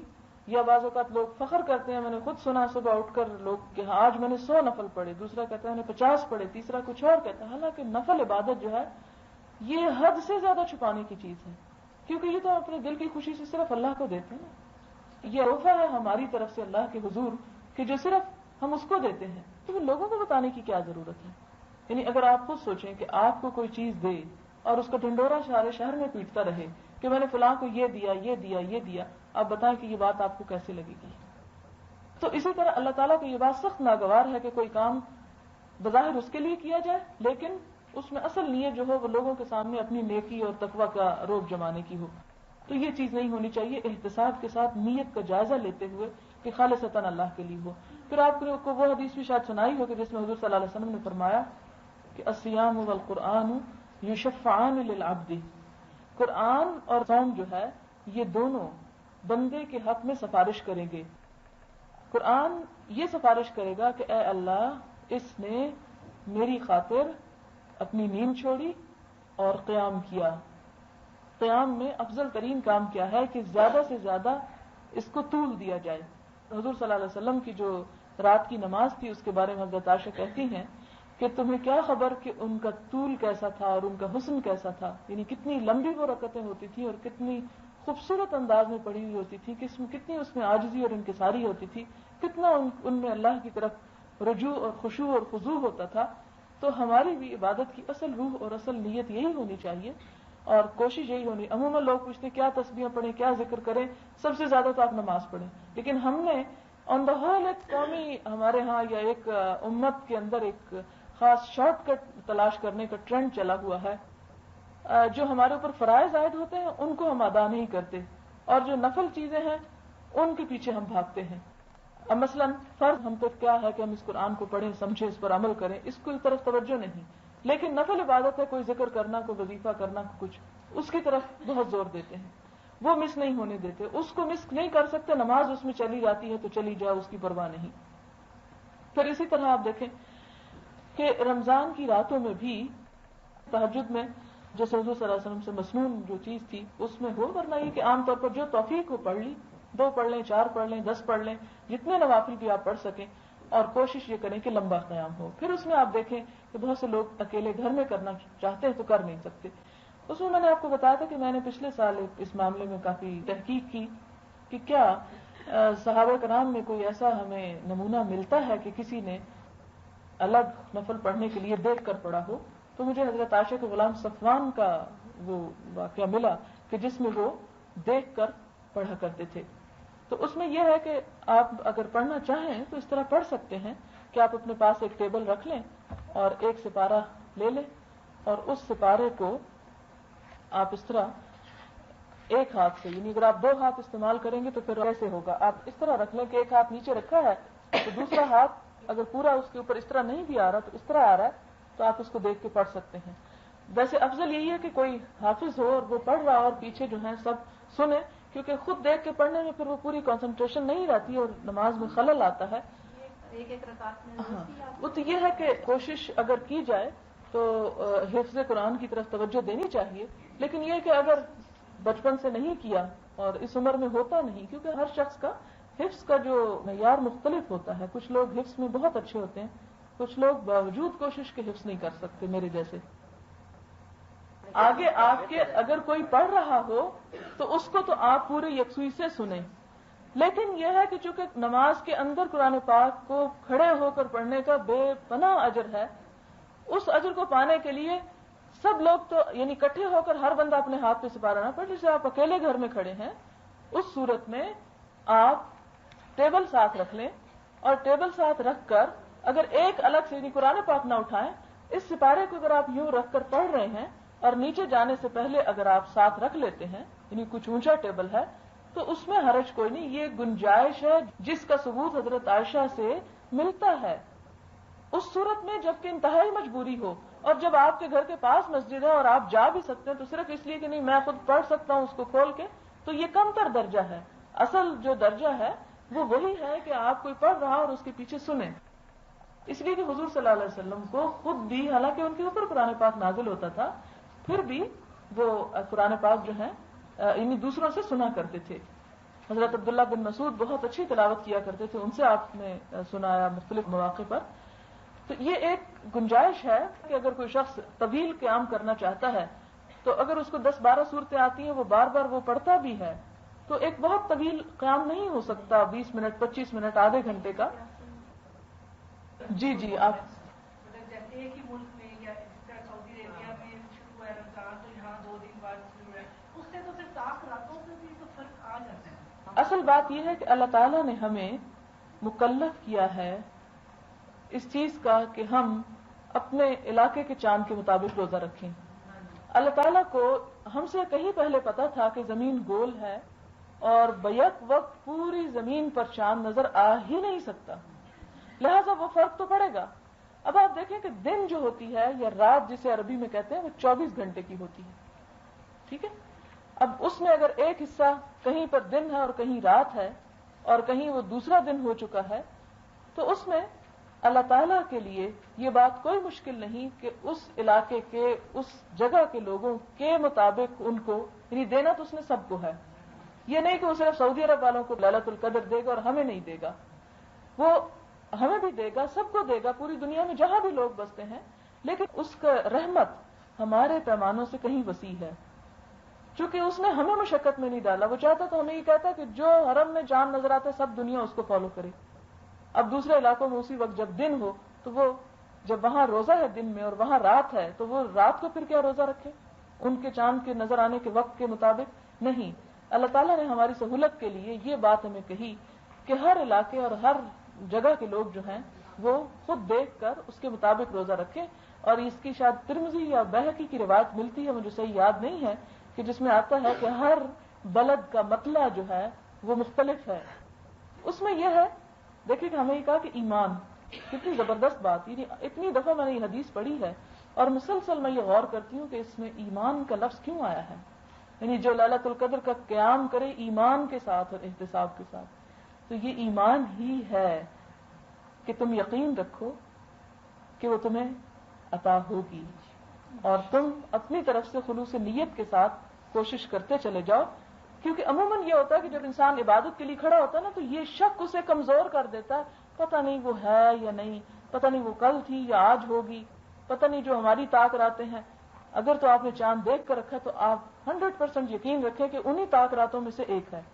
ایمان رکھیں اس بات پر کہ جو اللہ تعالیٰ نے کہا وہ بالکل سچ کہا ہے، اور اس کے مطابق اطمینان کے ساتھ اور احتساب کے ساتھ. احتساب کے دو مطلب ہیں، ایک احتساب اپنا ذاتی احتساب اور دوسرا احتساب کا مطلب ہے اللہ تعالیٰ سے ثواب کی امید رکھتے ہوئے، یعنی اپنا جائزہ لیتے ہوئے اور اس سے ثواب کی امید رکھتے ہوئے. یہاں پہ جو آپ نے کہا تھا جو بھی مانگتا ہے اس کو دے دینا چاہیے، جو سوالی جو ہوتا ہے. آپ کا خیال یہ ہے کہ جو بھیک مانگتے ہیں لوگ ان کو دیں یا نا، یہ کہنا چاہتی ہیں آپ؟ ہاں شاباش. بھیک مانگنے والے اگر آپ کو کچھ اندازہ ہو اللہ کی دی ہوئی بصیرت سے، بدگمانی سے نہیں بصیرت سے، کہ یہ پروفیشنل ہیں تو اس وقت ان کو پیسے تو نہ دیں لیکن اچھی بات اچھی نصیحت ضرور کریں. ٹھیک ہے؟ یعنی اگر آپ کے پاس مال نہیں ہے دینے کو یا نہیں دینا چاہتے نہ دیں، لیکن بہرحال وہ انسان ہے اور انسان کو صرف مال کی ضرورت نہیں ہوتی، اچھی نصیحت، اچھے اخلاق، ہمدردی کی بھی ضرورت ہوتی. لہذا یہاں پر آپ نے یہ پڑھا کہ قول معروف، بھلی بات، ومغفرۃ، اور اللہ سے بخشش مانگ لینا. بہتر ہے اس صدقے سے جس کے پیچھے اذیت ہو کہ دے بھی رہے ہیں اور سناتے جا رہے ہیں. نہیں، اس میں ہمارے اوپر دو فرض عائد ہوتے ہیں. ایک تو یہ کہ ہم ان کی اخلاقی تربیت کریں.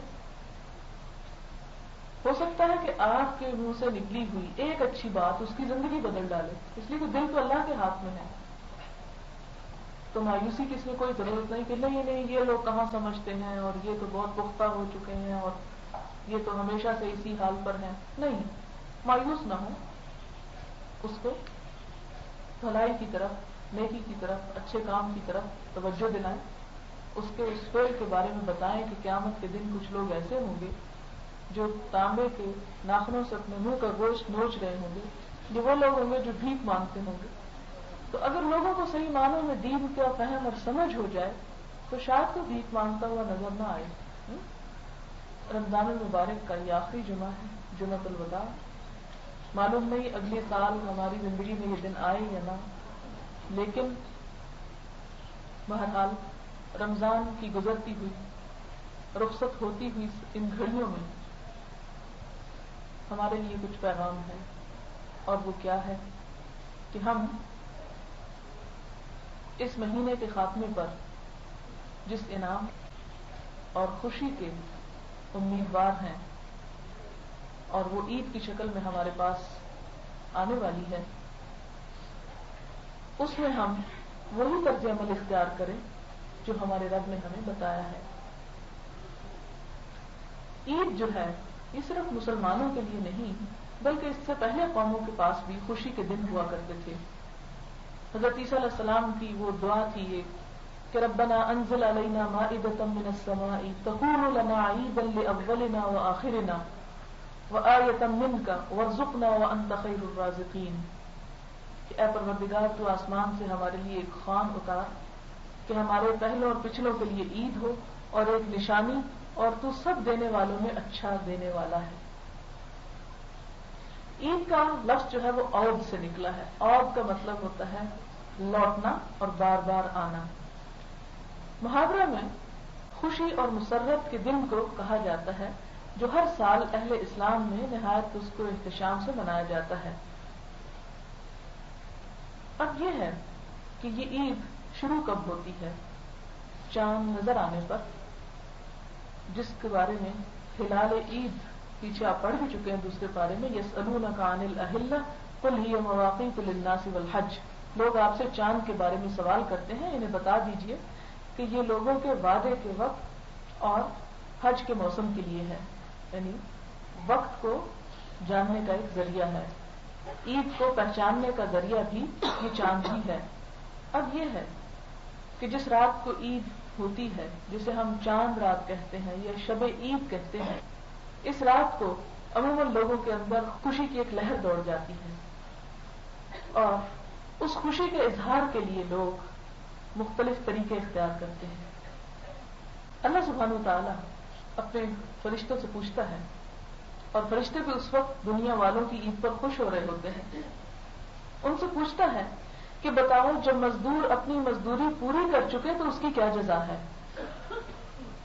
یعنی ان میرے بندوں نے پورا مہینہ روزے رکھے، نمازیں پڑھی، قرآن پاک پڑھا، اب ان کی جزا کیا ہے؟ وہ عرض کرتے ہیں کہ اس کی پوری اجرت ملنی چاہیے، اس کا بدلہ ملنا چاہیے۔ اللہ تعالیٰ فرماتا ہے کہ اے فرشتوں تم گواہ رہو، میں نے محمد صلی اللہ علیہ وسلم کی امت کے روزہ داروں کو بخش دیا اور ان کے لیے جنت کو واجب کر دیا۔ اب اس رات میں کرنا کیا چاہیے؟ کیا بازاروں میں نکل جائیں، مردوں کے ہاتھ میں ہاتھ دے کے چوڑیاں پہننا شروع کر دیں، مہندی کے ٹھپے لگوانے لگے، خوب بن سور کے وہ ایک ظاہری سا دوپٹہ جو ہمارے سروں پہ رمضان کی کسی برکت کی وجہ سے آ گیا، کیا اس خول کو اتار پھینکیں؟ اب کیا ہوگا؟ اس رات میں کیا کرنا چاہیے؟ اور ہمارے ہاں جو زور پکڑتا جا رہا ہے وہ یہ کہ ہر سال زیادہ سے زیادہ لوگ اس رات کو وہ اصل کام کرنے کی بجائے ان خرافات میں مشغول ہو جاتے ہیں جن سے روکا گیا، اور جن سے روکنے کے لیے رمضان آیا۔ تو گویا پہلے ہی اللہ کے چاند دیکھتے ہی وہ سب کچھ پیچھے، اور پھر شیطان کھل گیا اور ہم بھی اس کے ساتھ دوڑ لگانے کو تیار ہو گئے۔ اب آپ دیکھیں کہ اس رات کو کرنا کیا چاہیے؟ بازاروں میں گھومنا پھرنا، شور شرابہ نہیں، اس بات کی دعا کریں کہ یا اللہ یہ رمضان پھر ہمیں دوبارہ لوٹا دے، کیونکہ حضور صلی اللہ علیہ وسلم نے فرمایا اگر تم لوگوں کو یہ معلوم ہو جائے کہ رمضان کے کتنے فوائد اور کتنی برکات ہیں تو تم تمنا کرو کہ کاش رمضان کبھی ہم سے دور نہ جائے۔ اسی لیے اہل ایمان عید کا چاند نظر آنے پر جہاں خوش ہوتے ہیں وہاں ان کی آنکھوں سے آنسو بھی چھلک جاتے ہیں، کیونکہ وہ اس عظیم مہینے کے رخصت ہونے پر اداس بھی ہو جاتے ہیں۔ عید کی صبح ہو گئی، رات گزر گئی، صبح ہو گئی، اب کیا کرنا ہے؟ ہر طرف چہل پہل ہے۔ آج کے دن اللہ تعالیٰ بے شمار فرشتوں کو روزہ داروں کے استقبال کے لیے رضاکارانہ حیثیت سے ہر گلی کوچے اور راستوں میں کھڑا کر دیتا ہے۔ ہر طرف فرشتے پھیل جاتے ہیں عید کی صبح کو، اور آپ دیکھتے ہوں گے کہ عید کی صبح کا سورج ایک خاص قسم کی تسکین اور ایک خاص قسم کی روشنی کے ساتھ نظر آتا ہے۔ عید کی صبح کو اللہ تعالیٰ بہت سارے فرشتوں کو شہروں میں بھیجتا ہے. وہ گلی کوچوں اور راستوں میں کھڑے ہو کر پکارتے ہیں، جن کی پکار کو انسان اور جنات کے علاوہ سب سنتے ہیں. فرشتے کہتے ہیں، اے امت محمدیہ کے لوگوں، تم اپنے رب کریم کی طرف نکلو جو بہت انعام دیتا ہے اور بڑے بڑے گناہوں کو بخش دیتا ہے. جب روزہ دار عید گاہ میں پہنچ جاتے ہیں تو اللہ تعالیٰ ان فرشتوں سے فرماتا ہے، ان مزدوروں کا بدلہ کیا ہونا چاہیے جنہوں نے اپنے پورے کام کر دیے. فرشتے جواب دیتے ہیں، اے ہمارے معبود اور آقا، ان کا بدلہ یہی ہونا چاہیے کہ ان کی پوری مزدوری دے دی جائے. اللہ تعالیٰ فرماتا ہے، اے فرشتوں تم گواہ رہو کہ ان کے رمضان کے روزے اور نماز کی وجہ سے میں ان سے خوش ہو گیا، ان کو بخش دیا. اللہ تعالیٰ فرماتا ہے، اے میرے بندو تم مجھ سے مانگو، میں اپنی عزت اور جلال کی قسم کھا کر کہتا ہوں کہ اس اجتماع میں دنیا اور آخرت کی جو کچھ بھلائی مجھ سے مانگو گے وہ میں دوں گا اور تمہارا خصوصی خیال رکھوں گا. اور جب تک تم مجھ سے خوف کھاتے رہو گے میں تمہاری خطاؤں اور لغزشوں سے درگزر کرتا رہوں گا. اور مجھے اپنی عزت و بزرگی کی قسم کہ نہ تمہیں ذلیل اور رسوا کروں گا اور نہ مجرمین کے سامنے تمہاری فضیحت کروں گا. تم سب کو میں نے معاف کر دیا. تم نے مجھے راضی کرنا چاہا تو میں تم سے راضی ہو گیا. یہ انعام اور بخشش سن کر فرشتے خوشیاں مناتے ہیں. صدقہ فطر. فطر کے معنی ہے روزہ کھولنا. چونکہ روزے کی حالت میں کوئی لغو یا بےہودہ بات ہو ہی جاتی ہے اور کچھ گناہ کے کام بھی ہو جاتے ہیں، اس لیے جب رمضان شریف ختم ہو جائے تو روزہ کھلنے کی خوشی، اللہ تعالیٰ کے شکریہ اور اپنے گناہوں کے کفارے میں صدقہ و خیرات کرنے کو صدقۃ الفطر کہتے ہیں. صدقۃ الفطر گھر کے ہر فرد پر فرض ہوتا ہے، ہر اس بندے پر فرض ہے جس کے پاس ایک دن کا بھی کھانا موجود ہو، یعنی غریب، امیر، فقیر، جو بھی روزہ دار ہو سب کے اوپر صدقہ فطر ہوتا ہے. حضور صلی اللہ علیہ وسلم نے زکوٰۃ الفطر کو فرض کیا ہے جو لوگوں کو لغو، بےہودہ گناہ سے پاک کر دیتا ہے. غریبوں محتاجوں کو کھانا مل جاتا ہے. جو عید کی نماز سے پہلے ادا کرے گا اس کی یہ زکوٰۃ قبول ہوگی، اور جو عید کے بعد ادا کرے گا وہ صرف صدقہ ہوگا، فطر نہیں ہوگا، اس کا فرض ادا نہیں ہوگا. یہ صدقہ جیسے کہ میں نے پہلے بھی کہا کہ تمام لوگوں پر فرض ہے، خواہ امیر ہو یا غریب ہو، عورت، آزاد، غلام، چھوٹا بڑا، حتیٰ کہ اس دن پیدا ہونے والا بچہ، اس کی طرف سے بھی یہ صدقہ دیا جاتا ہے. حضور صلی اللہ علیہ وسلم نے فرمایا، آگاہ ہو جاؤ، صدقۃ الفطر ہر مسلمان مرد، عورت، آزاد، غلام، چھوٹے بڑے سب پر واجب ہے. حضرت ابن عمر رضی اللہ تعالیٰ عنہ روایت کرتے ہیں کہ حضور صلی اللہ علیہ وسلم نے صدقۃ الفطر کو فرض کیا ہے 1 صاع پونے 3 سیر کے قریب کھجور یا 1 صاع جو. اب دیکھیں کہ اگر ہم کھجور کا حساب لگائیں تو وہ تو 3 کلو، پونے 3 کلو، آپ دیکھیں 15 روپے کی کوئی نہیں آئے گی. اور اگر جو کا یا گندم کا حساب لگائیں تو وہ شاید اتنے میں 10 روپے میں، میرا نہیں خیال کہ پونے 3 کلو جو ہے وہ پڑتی ہو. اینی ہاؤ اصل مسنون چیز یہ ہے کہ وہ راشن نکالا جائے، لیکن اگر کوئی شخص وہ نہیں نکال سکتا اور ہمارے ہاں جو ہے وہ بہت مشکل ہے تو اس صورت میں پیسے سیکنڈری پرائرٹی ہے. اب اس کے بعد آپ دیکھیں حضور صلی اللہ علیہ وسلم نے فرمایا عیدگاہ جانے سے پہلے یہ صدقہ ادا کر دو. یہ بخاری کی روایت ہے. یہ صدقہ کن لوگوں پر لگتا ہے؟ انہی لوگوں پر جن پر زکوٰۃ لگتی ہے. اس کے لیے مالک نصاب ہونا ضروری نہیں. جس کے پاس ایک روز کی خوراک سے زائد غلہ اور کھانے کی چیز ہو اس پر بھی صدقۃ الفطر واجب ہے کیونکہ وہ بھی روزہ دار ہے. حضور صلی اللہ علیہ وسلم نے فرمایا 1 صاع گیہوں چھوٹے بڑے دونوں آدمیوں، آزاد، غلام، مرد، عورت کی طرف سے صدقۃ الفطر نکالا جائے. غنی کے گناہ کو اللہ تعالیٰ معاف کر دے گا اور غریب کو اس سے زیادہ دے گا جتنا کہ اس نے صدقہ دیا ہے. یعنی یہ ایسا موقع ہے جس کو غریبوں پر بھی فرض کیا گیا اور یہ انہیں بشارت دی گئی کہ ان کے دینے سے اللہ ان کو اور زیادہ دے گا، لہذا وہ دینے سے گھبرائے نہیں. اسی طرح یہ صدقہ فطر جو ہے رمضان کے آخری دن کے سورج غروب ہونے کے بعد تک ہوتا ہے، یعنی اس وقت تک بھی آپ دے سکتے ہیں. اس صدقہ کو روزہ کھولنے کا صدقہ اس لیے کہا جاتا ہے کہ افطار آفتاب غروب ہونے کے بعد ہی کیا جاتا ہے. حضور صلی اللہ علیہ وسلم کو اس کو زکوٰۃ الفطر فرمایا، اس لیے اپنی رمضان کے آخری دن آفتاب کے غروب کے بعد سے صدقۃ الفطر واجب ہو جاتا ہے اگر کوئی اس سے پہلے رمضان میں نکال دے. اور ویسے بھی ہے کہ غریبوں کے گھروں تک وقت پر پہنچایا جائے تاکہ وہ بھی اپنا آٹا، دال، چاول جو خریدنا ہے خرید سکیں. ایسا نہ ہو کہ ہم عید پر جانے سے پہلے نکالے اور ہمیں کوئی ضرورت مند نہ ملے اور پھر ہم سوچیں اچھا واپس آ کے دے دیں گے، اور اگر ان کو دیں اور بازار بند ہو اور وہ خود اپنے لیے کچھ بھی نہ خرید سکیں، لہٰذا بہتر ہے کہ فوراً اس فرض کو ادا کر دیا جائے۔ بخاری میں کہ صحابہ کرام عید الفطر سے 1-2 دن پہلے ہی صدقۃ الفطر نکال دیا کرتے تھے۔ صدقۃ الفطر ہر شخص اپنی طرف سے نکالے، لیکن گھر کا بڑا اور سرپرست اپنے بچوں اور غلاموں کی طرف سے بھی ادا کر سکتا ہے۔ بخاری میں ہے کہ حضرت ابن عمر اپنے چھوٹے بڑے بیٹوں کی طرف سے اور اپنے غلاموں کی طرف سے بھی خود ادا کر دیا کرتے تھے۔ صدقۃ الفطر کے لیے روزہ دار ہونا شرط نہیں، جن لوگوں نے روزے نہیں رکھے ان پر بھی فرض ہے۔ پھر اسی طرح حضور صلی اللہ علیہ وسلم نے فرمایا کہ یہ روزہ دار کے لیے پاکیزگی کا سبب ہے۔ دن چڑھ آیا، اب آپ کیا کریں؟ صبح کے وقت اٹھتے ہی نماز فجر کے بعد مسنون یہ ہے کہ غسل کریں، نہائیں، لیکن اگر ایسا موقع نہ ہو، کسی بیماری یا مجبوری کی وجہ سے کوئی نہ نہا سکے، تو بہرحال سورج نکلنے کے ساتھ ہی تکبیریں کہنا شروع کر دیں، خواہ آپ گھر میں ہوں خواہ کہیں بھی ہوں۔ تکبیریں کیا ہیں؟ اللہ اکبر اللہ اکبر اللہ اکبر کبیرہ۔ ایک تکبیر یہ ہے اللہ اکبر اللہ اکبر اللہ اکبر کبیرہ، 3 دفعہ اللہ اکبر کر کے 4تھی دفعہ کبیرہ کہہ دینا ہے، یہ بخاری کی روایت ہے۔ یا دوسرا طریقہ یہ ہے اللہ اکبر لا الہ الا اللہ واللہ اکبر اللہ اکبر وللہ الحمد۔ یہ چلتے پھرتے اٹھتے بیٹھتے یہ تکبیریں خوب پڑھیں۔ پھر اس کے بعد یہ کہ اچھے کپڑے پہنیں، عید کے دن اچھے کپڑے پہننا ثواب کا کام ہے۔ خوشبو لگائیں، خواتین کے لیے وہ خوشبو اچھی ہے جس کا رنگ ہو مگر خوشبو تیز نہ ہو، اس لیے کہ حضور صلی اللہ علیہ وسلم نے بڑی شدت کے ساتھ منع کیا ہے اور اتنی سخت الفاظ فرمائے ہیں کہ جو عورت اس طرح خوشبو لگا کر باہر نکلے کہ جس کی خوشبو مردوں تک پہنچے، اس کی فرض نماز گھر آ کر اس وقت تک ادا نہیں ہوگی جب تک وہ غسل نہ کر لے، یعنی اتنی شدید قسم کے الفاظ ہیں۔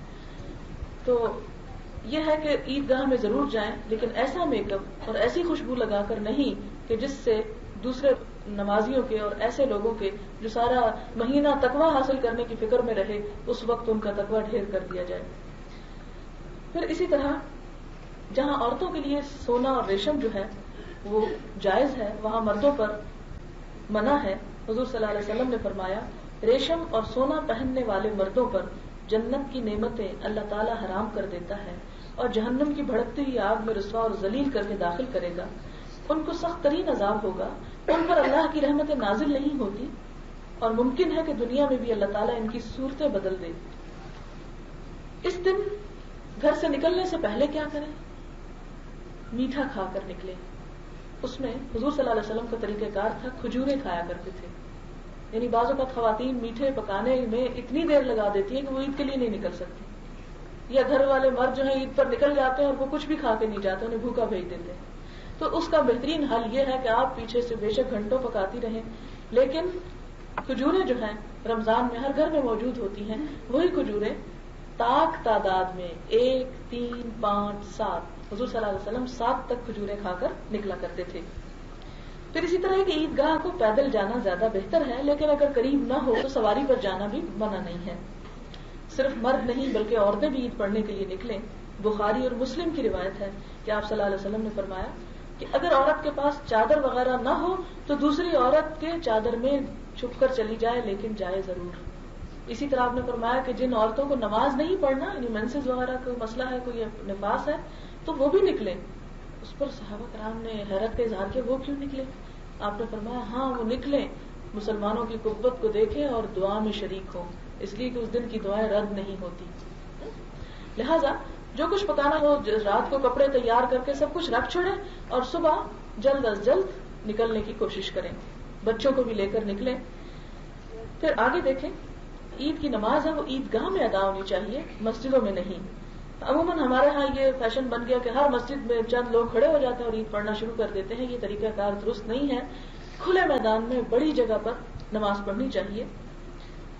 پھر اسی طرح یہ کہ وہاں پر جا کر خطبہ سننا جو ہے وہ انتہائی ضروری ہے۔ خطبے کے دوران بالکل بات نہیں کرنی چاہیے، حتیٰ کہ حضور صلی اللہ علیہ وسلم نے فرمایا کہ اگر خطبے کے دوران تم اپنے بھائی کو یہ کہو گے کہ چپ کرو تو یہ بھی تم نے لغو بات کی۔ دوسرے کو چپ کرانے کے لیے بھی نہیں بولنا چاہیے۔ اور ہمارے ہاں لوگ عید ملنا شروع ہو جاتے ہیں، مبارکیں دینی شروع ہو جاتے ہیں، آنکھیں بچاتے سر جھکاتے بندہ کسی گوشے میں گھس ہی جائے تو بھی بڑی مشکل ہو جاتی ہے کہ کس طرح اپنے اس دھرم کو ایمان کو قائم رکھے، یہاں کہ ہر طرف جہالت کا دور دورہ ہے، لوگوں کو پتہ ہی نہیں کہ اس وقت کرنا کیا ہے۔ اس لیے آپ اگر جائیں عیدگاہ تو ملنا ملانا بعد میں کریں، پہلے تو تکبیریں پڑھیں زیادہ سے زیادہ، اور پھر اگر خطبہ شروع ہو جائے تو خاموشی کے ساتھ اس خطبے کو بیٹھ کر سنیں. حتیٰ کہ حضور صلی اللہ علیہ وسلم نے یہاں تک کیا کہ اگر عورتوں تک خطبے کی آواز نہ پہنچے تو آپ صلی اللہ علیہ وسلم اسپیشل عورتوں کے پاس آئے اور انہیں الگ سے تلقین فرمائی. اب یہ ہے کہ جب نماز شروع ہو جائے تو تکبیریں بند کر دی جائیں. اس وقت عید کی نماز کے علاوہ اور کوئی نماز نہ پڑھی جائے، نہ کوئی نفل، نہ کوئی فرض، نہ کوئی اور. یہ نہیں کہ آپ جائیں تو کہیں اچھا بڑا دل چاہ رہا ہے میں نفل پڑھ لوں ذرا 4-5. نہیں، اس وقت صرف عید کی نماز ہوگی. اور پھر اس کا طریقہ کار کیا ہوگا، وہ جیسے امام پڑھے گا ویسے ہی پیچھے پڑھ دیں. عورت کے لیے ضروری ہے، فرض تو مردوں میں بھی نہیں، اس لیے کہ عید کی نماز جی گھر میں دیکھیں کہ وہ 2 نفل ہوں گے.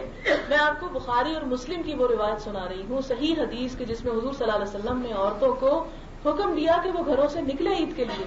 ہمارے ہاں عورتیں چاند رات میں بے شک گھوم پھر لیں لیکن عید کی نماز کے لیے نہیں جا سکتے، اس لیے کہ منع ہے. کہیں منع نہیں ہے، یہ من گھڑت بات ہے. اچھا، اب یہ ہے کہ نماز میں تھوڑا سا فرق ہوتا ہے. وہ تکبیریں کہنا ہوتی ہیں، جب تکبیر وہ امام کہے گا اللہ اکبر تو بہت سے لوگ اس سجدے میں چلے جاتے ہیں، رکوع میں چلے جاتے ہیں، انہیں پتہ نہیں چلتا کہ یہ کرنا کیا ہے. تو اس میں یہ کہ جب وہ اللہ اکبر پھر اللہ اکبر کہیں تو ہاتھ اٹھا اٹھا کر جتنی وہ پڑھے اس کے پیچھے کرتے چلے جائیں. اب آپ دیکھیں نماز پڑھنے کے بعد آپ جب واپس آئیں تو رستہ بدل کر آئیں، یعنی جس رستے سے جائیں اس رستے کو چھوڑ کر دوسرے رستے سے گھر آئیں. یہ بھی مسنون ہے، حضور صلی اللہ علیہ وسلم سے ایسا ثابت ہے. پھر آپ یہ دیکھیں کہ عید کے دن غریبوں، مسکینوں، رشتہ داروں، بیماروں، ان تمام کو بھی دیکھنے کا اہتمام کریں. اب اس کے بعد کیا ہو؟ اس کے بعد یہ کہ عید کا دن گزر گیا، اگلا دن روزہ رکھنے کا دن ہے، 6 شوال جسے کہتے ہیں. حضور صلی اللہ علیہ وسلم نے فرمایا کہ جو شخص رمضان کے روزے پورے کر کے شوال کے مہینے میں 6 روزے رکھے گا، اللہ تعالیٰ اسے سال بھر کے روزوں کا ثواب دے گا. مسلم کی روایت ہے. ان روزوں کو چاہے آپ اکٹھا رکھ لیں، چاہے آپ الگ الگ رکھیں، چاہے آپ اگلے دن رکھیں یا نہ رکھیں. بعض لوگ کہتے نہیں جی اگلے دن لازمی رکھنا پھر جب مرضی، نہیں، پورا شوال کا مہینہ جو ہے اس میں آپ یہ 6 روزے پورے کر سکتے ہیں. لیکن ان روزوں کے بعد پھر عید کرنا یہ کہیں ثابت نہیں ہے، لہٰذا ایسی بدعتوں کو رواج نہ دیں. نہیں، وہ تو الگ ہے نا، وہ رکھ لیں، عورتیں وہ رکھ لیں لیکن شوال میں ہی رکھ لیں. اگر الگ سے توفیق ہو تو الگ رکھ لیں، نہیں تو وہی رکھ لیں. اب آپ دیکھیں حضور صلی اللہ علیہ وسلم نے فرمایا کہ مومن کی 5 عیدیں ہیں. نمبر 1، جس دن مسلمان گناہ سے محفوظ رہے اور کوئی گناہ سرزد نہ ہو، وہ دن اس کے لیے عید کا دن ہے. نمبر 2، جس دن ایک مسلمان دنیا سے اپنا ایمان سلامت لے جائے، وہ دن بھی اس کے لیے عید کا دن ہے، یعنی رخصت ہوتے ہوئے. نمبر 3، جس دن ایک مسلمان دوزخ کے پل سے سلامتی کے ساتھ گزر جائے، وہ اس کی عید ہے. جس دن ایک مسلمان دوزخ سے بچ کر جنت میں داخل ہو جائے، وہ اس کی عید ہے. اور جس دن وہ پروردگار عالم کے دیدار کو پائے، جس دن اللہ کے دیدار کو پائے اور اس کی رضا سے بہرہ یاب ہو، وہ دن اس کا عید کا دن ہے. اللہ ہر ایک کو نصیب کرے. حضرت علی رضی اللہ تعالیٰ عنہ کو کسی نے دیکھا کہ عید کے دن خشک روٹی بیٹھے کھا رہے ہیں. دیکھنے والوں نے کہا ابو تراب آج عید ہے. آپ نے فرمایا ہماری عید اس دن ہے جس دن کوئی گناہ نہ ہو. وہب بن منبہ کو عید کے دن روتے ہوئے دیکھا گیا. کسی نے کہا یہ تو خوشی کا اور زینت کا اور ہنسنے کا دن ہے. وہب کہنے لگے یہ خوشی کا دن اس کے لیے جس کے روزے قبول ہو گئے. ایک اور بزرگ تھے، ان کو کسی نے عید کے دن بڑا پریشان دیکھا تو دریافت کیا کہ لوگ عید میں مشغول ہو کر وعید کو بھول گئے، اس لیے کہ عید ان لوگوں کی نہیں جو کھانے پینے میں مشغول ہو گئے. عید ان لوگوں کی ہے جنہوں نے اپنے اعمال میں اخلاص پیدا کر لیا، اپنی ساری کوششوں کو اللہ کے لیے کیا. اسی کے بارے میں ایک شاعر نے کہا کہ لیس العید لمن لبس الجدید انما العید لمن خاف بالوعید. عید اس کی نہیں جس کو اچھے کپڑے پہننے کو مل گئے اور وہ اس نے اپنے آپ کو آراستہ کر لیا. عید اس کی ہے جو خدا کی وعید اور پکڑ سے بچ جائے.